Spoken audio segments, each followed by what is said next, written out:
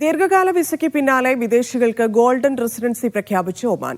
വിദേശി നിക്ഷേപകരെ ആകർഷിക്കുന്നതിനും നിക്ഷേപ സൗഹൃദ അന്തരീക്ഷം മെച്ചപ്പെടുത്തുന്നതും ലക്ഷ്യമിട്ടാണ് ഒമാന്റെ നീക്കം.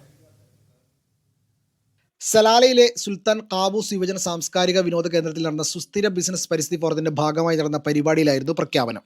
Dhofar governor Sayyid Marwan bin Turki al സെയ്ദിന്റെ നേതൃത്വത്തിലായിരുന്നു പരിപാടി. ഗോൾഡൻ റെസിഡൻസി, കൊമേഴ്ഷ്യൽ രജിസ്ട്രേഷൻ ട്രാൻസ്ഫറുകൾക്ക് ഡിജിറ്റൽ സേവനം തുടങ്ങിയവയാണ് പ്രഖ്യാപനങ്ങളിൽ പ്രധാനമായത്.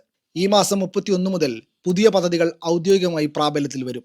ദീർഘകാല നിക്ഷേപ താൽപ്പര്യമുള്ളവരെ ലക്ഷ്യമിട്ടാണ് ഗോൾഡൻ റെസിഡൻസി പദ്ധതി അവതരിപ്പിച്ചിരിക്കുന്നത്.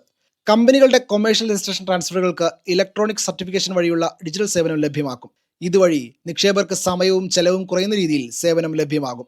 ഗോൾഡൻ വിസക്കാർക്ക് ലഭിക്കുന്ന ആനുകൂല്യങ്ങൾ സംബന്ധിച്ച് വരും ദിവസങ്ങളിൽ കൂടുതൽ വ്യക്തത വന്നേക്കും. അതേസമയം രാജ്യത്ത് 3407 വിദേശികൾക്ക് ഇതുവരെ ദീർഘകാല റെസിഡൻസി കാർഡുകൾ അനുവദിച്ചിട്ടുണ്ട്. Media 1, Muscat.